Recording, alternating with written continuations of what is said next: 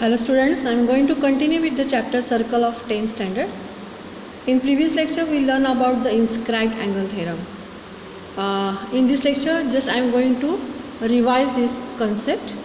So you have to remember that is inscribed angle theorem. So what is the inscribed angle theorem?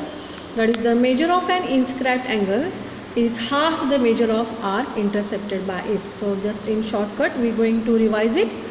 The measure of inscribed angle is half the measure of the arc intercepted by it. Next one, the corollary first, that is angles inscribed in the same arc are congruent. We learn about this one. अगर दो angles एक ही arc में inscribed है वो तो दोनों angles क्या होते हैं, कॉन्ग्रुएंट होते हैं. Just I am going to draw a figure here. So see the figure. हमने ये भी देखा है, that is if this is one inscribed angle and the second one is this one, A, B, C and इसको हम D बोलते हैं. So see these angles, that is angle A, B, C and angle ADC. So both the angles are inscribed angle and they are inscribed in the same arc. The arc is, that is we can say it is ABC or ADC. Both the angles are in the same arc, so both the angles are congruent. So see this statement, that is angles inscribed in the same arc are congruent. Next, the angle inscribed in a semicircle is a right angle. तो ये भी हमने देखा था. So I am going to draw a circle here. Now this is a semicircle and if the angle is inscribed in the semicircle then the measure of this angle is 90 degree. मतलब ये right angle triangle होता है. So the angle inscribed in the semicircle is always a right angle. Next, third one, the theorem of cyclic quadrilateral, that is the opposite angles of cyclic quadrilateral are supplementary. ये भी theorem हमने देखा था. So it is a cyclic quadrilateral means all the vertices are on the circle and their opposite angles, मतलब A and C they are supplementary as well as B and D they are also supplementary. Next one, the corollary of cyclic quadrilateral theorem, that is an exterior angle of a cyclic quadrilateral is congruent to the angle opposite to its adjacent interior angle. तो ये भी हमने देखा था. So see the figure again. So it is a cyclic quadrilateral ABCD and angle ADE is the exterior angle. तो ये जो angle है वो उसके जो adjacent interior angle का जो सामने का एंगल है, opposite एंगल है, उससे वो congruent होता है. मतलब angle ADE is congruent with angle B. So this is the corollary of cyclic quadrilateral. Next one, converse of cyclic quadrilateral theorem. तो quadrilateral cyclic quadrilateral theorem में हमने क्या देखा था, the opposite angles of cyclic quadrilateral are supplementary. तो उसका converse क्या होगा, if the opposite angles of the quadrilateral is supplementary then the quadrilateral is a cyclic. मतलब अगर हमें ये दिया जाता है कि ये दोनों एंगल्स सप्लीमेंट्री है, इसका मतलब ये है कि ये जो quadrilateral है वो cyclic quadrilateral है. Next one, the fourth one, if two points on a given line subtend at equal angle at two distinct points which lie on the same side of the line then the 4 points are concyclic. So concyclic का मतलब they are on the same circle. Now see the point 5 and 6 is very important in which we have given the two formulas. So see the figure, chords AB and CD intersect at point E. तो ये जो figure है यहाँ पे chord AB and chord CD, so they are intersect at a point E and inside the circle. So main is inside the circle. Then angle AEC and angle DEB. So see here AE and C and here DEB. So both these angles are same because you know that they are the vertically opposite angles and in दोनों का जो measurement है तो वो कैसे होता है, वो इसका एक फॉर्मूला है, वो फॉर्मूला मैं आपको बताने जा रही हूँ. तो यहाँ पे ये दोनों जो एंगल्स है वो इनसाइड द सर्कल है. ये दोनों कॉर्ड्स एक दूसरे को इंटरसेक्ट करती है at point E. Angle AEC and angle DEB both are congruent because they are vertically opposite angle. लेकिन अगर इनका मेजरमेंट अगर हमें फाइंड आउट करना है, कोई एक का, अगर DEB का फाइंड आउट करो या AEC का फाइंड आउट करो तो उनके लिए एक फॉर्मूला है.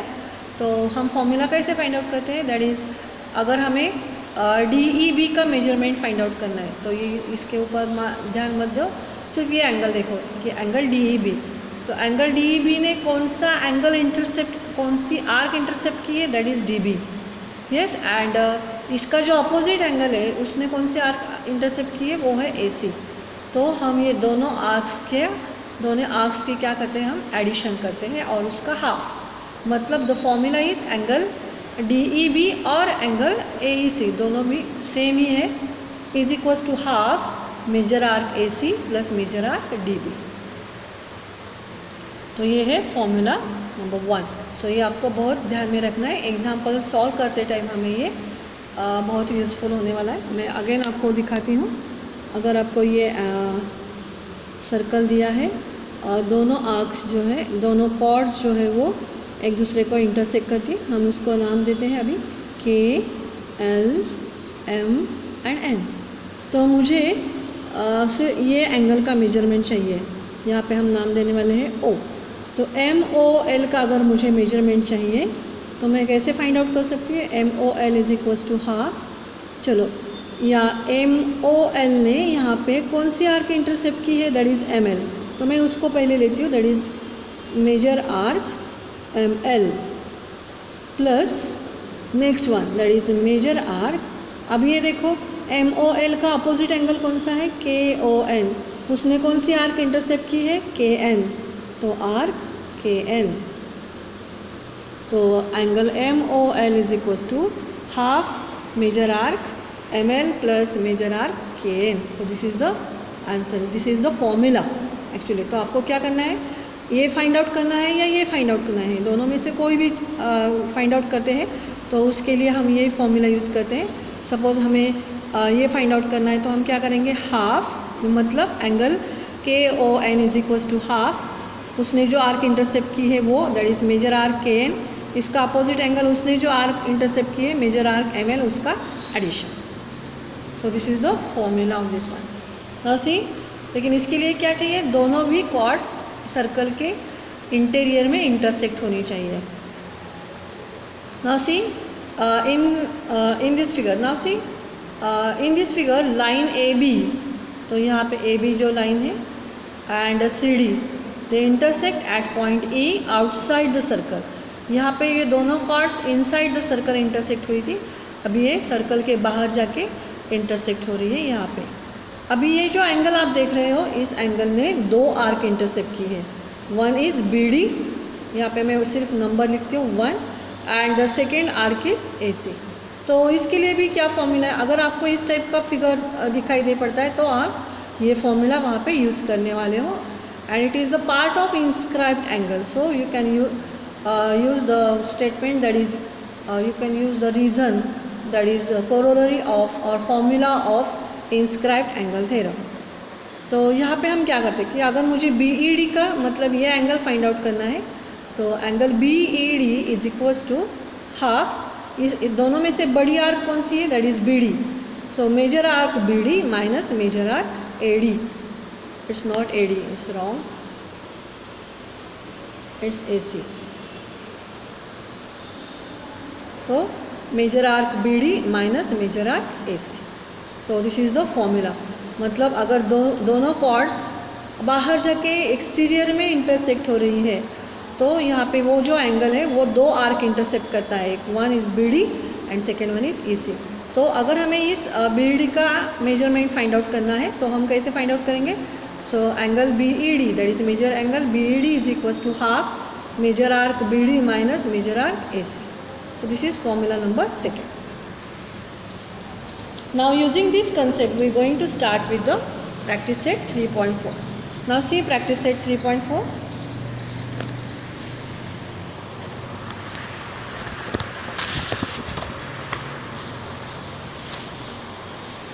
So in this practice set 3.4, see the first question. Question number 1, that is in given figure, in circle with center O, length of chord AB is equals to the radius of the circle. तो मतलब यहाँ पे जो cord AB है उसका length और radius का length same है, मतलब ये तीनों सेम है, ये और ये। मतलब ये कौन सा ट्रायंगल है, इक्विलैटरल ट्रायंगल है। अगर ये इक्विलैटरल ट्रायंगल है तो इसका मेजरमेंट कितना हुआ, इट इज़ 60 डिग्री हुआ। हर एक का एंगल का मेजरमेंट कितना हुआ, 60 हुआ। तो हमें क्या पूछा है देखते हैं हम। तो find the major of each of the following. First one is angle AOB, जो कि हमने ऐसे ही ओरली फाइंड आउट कर दिया। नेक्स्ट वन एंगल ACB, ये वाला total. Next one arc AB, ये आर्क AB हमें फाइंड आउट करना है। और आर्क ACB, मतलब ये बाहर की जो मेजर है वो भी हमें फाइंड आउट करना है। तो देखते हैं हम उसको कैसे फाइंड आउट कर सकते हैं। तो see now see the first statement, segment OA, तो OA that is nothing but the radius and OB, so they are congruent because these are the radii of the same circle and we have given that is chord AB is equals to radius, ये दोनों के बराबर है वो हमें दिया है, so it is given। so ये तीनों भी congruent है, AB is congruent with OA is congruent with OB, that is the from 2 and the angle of from 1 and 2 and. तो यहाँ पे अगर ये तीनों सेम है तो ये एंगल कौन सा हो गया, इक्विलैटरल ट्रायंगल हो गया। सो एंगल AOB का मेजरमेंट कितना हुआ, 60 डिग्री हुआ। तो ये जो है एंगल AOB 60 डिग्री, तो यहाँ पे मैंने रीज़न दिया है that is from 2 and the angle of equilateral triangle. ठीक है, तो यहाँ पे हम थोड़ा सा एक कैलकुलेट करते हैं। यहाँ पे साइड में थोड़ा सा मैं यहाँ पे लिखती हूँ। तो आपको ये पता है कि सेंट्रल एंगल का मेजरमेंट और उसने जो आर्क इंटरसेप्ट की है उसका मेजरमेंट सेम रहता है। तो मैं ऐसा भी यहाँ पे लिख सकती हूँ दैट इज़ एंगल AOB, मतलब कि central angle is equals to major arc AB। तो इन दोनों का मेजरमेंट क्या होता है, सेम रहता है। After that we can see that is ACB is a inscribed angle and इसका जो मेजरमेंट है वो उसने जो आर्क इंटरसेप्ट की है उससे हाफ होता है। तो मैं कैसे लिखूँगी, that is angle ACB is equals to half major arc AB। तो ये कहाँ से लिया हमने, बाय इंस्क्राइब्ड एंगल थ्योरम, मतलब इंस्क्राइब्ड एंगल का मेजरमेंट जो है वो उसने जो आर्क इंटरसेप्ट की है उससे हाफ होता है। तो मुझे क्या करना है, मुझे ये भी स्टेटमेंट इसके जैसा बनाना है। तो मैं क्या करूँगी, इसको हाफ से मल्टीप्लाई करूँगी। सिर्फ राइट साइड को हाफ से मल्टीप्लाई करके नहीं चलेगा, तो मुझे इसे भी हाफ से मल्टीप्लाई करना पड़ेगा। So multiplying by half on both sides. तो यहाँ पे राइट साइड सेम हो गया तो ये दोनों भी सेम हो गए। So we can write that is angle ACB is equals to half angle AOB। मतलब क्या है, ये अगर 2 हम वहाँ पे भेजते हैं तो हमें क्या मिलता है, 2 angle ACB is equals to angle AOB। 2 angle ACB is equals to angle AOB। ये मैंने कैसे फाइंड आउट किया, आपको समझ में आया? तो यही स्टेटमेंट मैंने यहाँ पे डायरेक्ट लिखा है। आपको ये समझ में नहीं आता इसलिए मैंने आपको ये प्रूव करके दिया कि मैंने ये कैसे निकाला। So angle AOB is equals to twice angle ACB। AOB is equals to twice angle ACB। कैसे निकाला, आपको समझ में आया? तो what is the reason, that is inscribed angle theorem and major of central angle and minor arc. So we can write the reason for this one. Now you know that is the major of angle AOB 60 degree is equals to twice angle ACB। तो ACB जो है अगर मुझे find out करें तो वो 2 हम यहाँ पे नीचे जाएगा वो। So the major of angle ACB is 30 degree. So ACB is of 30 degree. So next measure arc AB is equals to angle AOB। तो आपको ये पता है that is measure of minor arc and central angle का दोनों का measurement same रहता है। तो अगर एंगल AOB 60 है तो ये आर्क भी कितनी होगी, 60 होगी। यहाँ पे मैं थोड़ा सा लिखती हूँ, ये भी 60 है। Now major arc AB plus ACB। तो ये AB और ACB ये टोटल पूरा करके हमें क्या मिलता है, सर्कल जिसका मेजरमेंट है 360, that is the major of the circle. Now we know the major of arc AB that is 60। तो हमें आर्क ACB भी फाइंड आउट करना है, is equals to 360। So ACB is equals to 360 minus 60। So arc ACB is equals to 300। So if we understand the concept clearly then you can easily solve this example. Now see the question number 2. Question number 2, in quadrilateral PQRS, that is a cyclic quadrilateral. PQRS is a cyclic quadrilateral, and side PQ is congruent to RQ, मतलब PQ and QR same है, and angle PSR is equals to 110. Then we have to find out all these angles, that is angle PQR, arc PQR, arc QR, and angle PRQ. Just we are going to see the figure. Now see. तो यहाँ पे हमें जो दिया है मैं फिर से देखती हूँ. PQ and QR are same. So PQ and QR. तो PQ and QR. So these are congruent segments. ठीक है. And one more we are given, that is angle PSR is 110. So PSR is 110.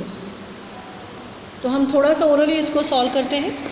तो हमें ये दिया है कि quadrilateral PQRS is a cyclic quadrilateral, and you know the property of the cyclic quadrilateral or cyclic quadrilateral theorem, that is opposite angles of cyclic quadrilateral are supplementary. मतलब अगर ये 110 है तो ये दोनों मिला के 180 है, तो ये कितना हुआ 70.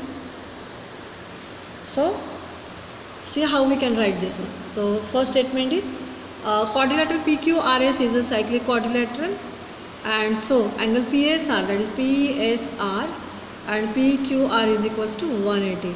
Why? Because by the cyclic quadrilateral theorem, and we are given that is PSR is 110 and plus angle PQR is equals to 180. So PQR we easily find that is it is 70.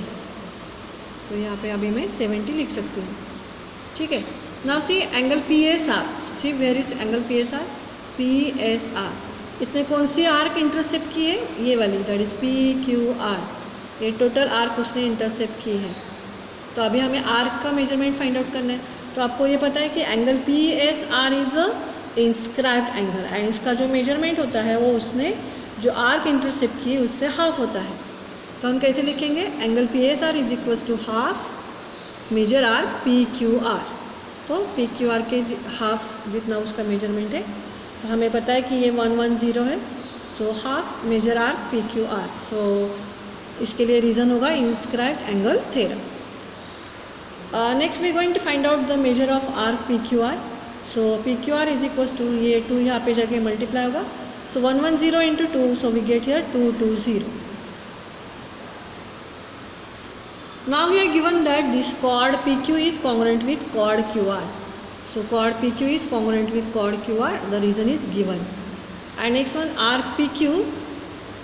So we know that is if the chords are congruent, their corresponding arcs are also congruent. मतलब QR and PQ, these arcs are also congruent. So arc PQ is congruent with arc QR. That is arcs corresponding to the congruent chords. मतलब अगर chords congruent है तो उसके corresponding arcs भी congruent होते हैं.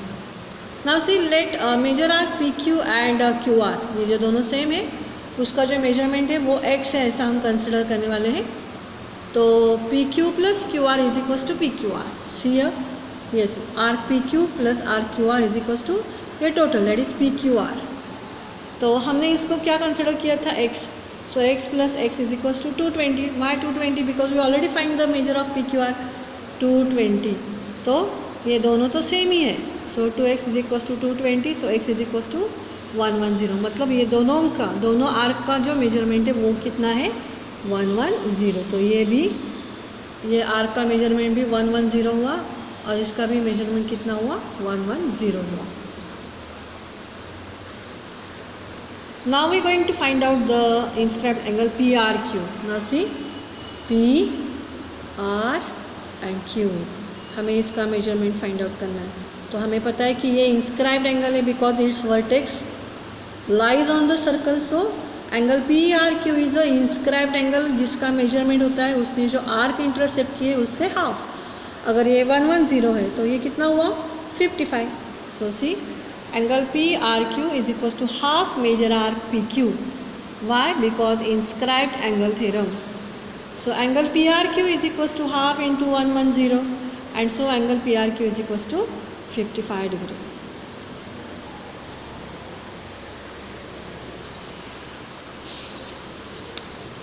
Now we are going to see the third example, that is quadrilateral MRPN is a cyclic quadrilateral. Angle R is equals to 5x minus 13, angle N is equals to 4x plus 4. Then find the measures of angle R and angle N. तो हम इसको directly भी solve कर सकते हैं without figure.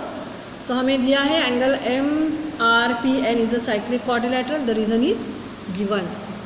Next, angle R plus angle N is equals to 180. Why? Because we know that is the in cyclic quadrilateral theorem we learn that is the opposite angles of cyclic quadrilateral are supplementary. तो R का measurement हमें example में दिया है 5x minus 13, N का दिया है 4x plus 4 is equals to 180. By solving this, so 5x minus 13 plus 4x plus 4 is equals to 180. 5x plus 4x, that is 9x minus 9 is equals to 180. 9x is equals to 180 plus 9, so 9x is equals to 189, and so x is equals to 21. So we are going to find out the measure of angle R and N. R क्या था 5x minus 13 and N था 4x plus 4. तो मैंने यहाँ पे लिख दिया. Now we are going to put down the value of x as a 21. So 5 as it is, the value of x is 21 minus 13. So 105 minus 13 is equals to 92. After that 4x, that is 4 into 21 plus 4 is equals to 84 plus 4, that is 88 degree.